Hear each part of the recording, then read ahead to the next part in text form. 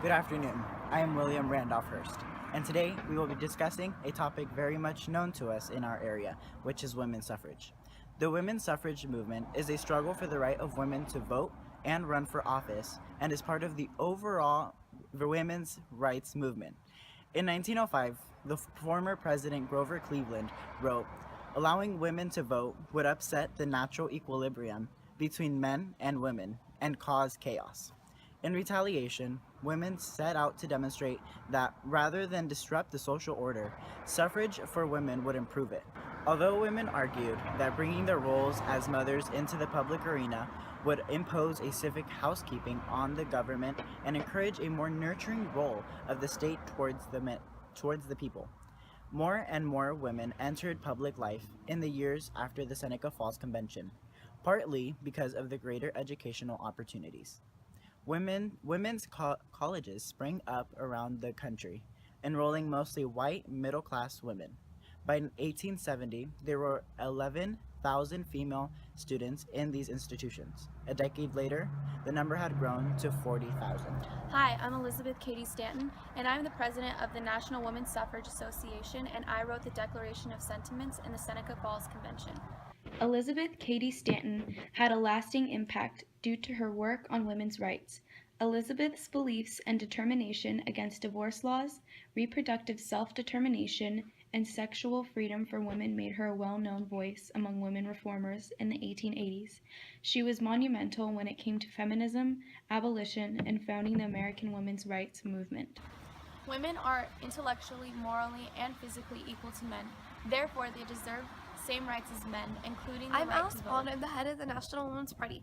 I believe the 19th Amendment alone is not enough to guarantee us equal status among men. This calls for a constitutional amendment, which will guarantee us equality in legislation.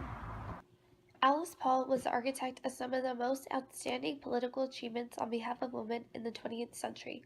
She dedicated her life to the single cause of securing equal rights for women.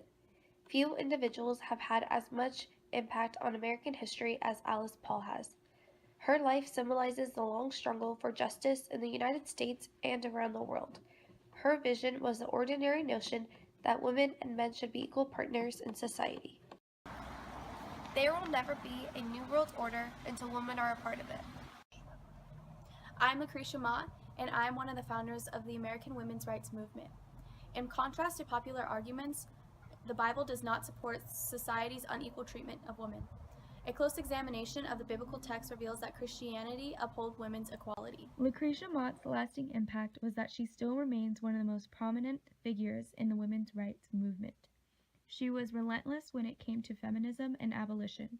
Lucretia Mott is also greatly admirable because of how she fought for her cause until the day she died.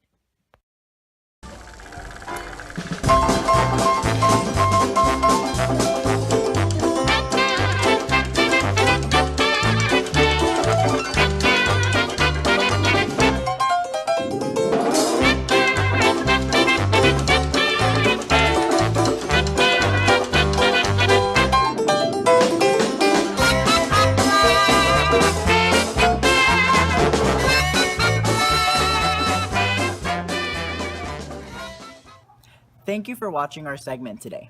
Make sure to tune in next week where we will talk about the influenza. I am William Randolph Hurst, and this is News 10. Area would impose a civic housekeeping of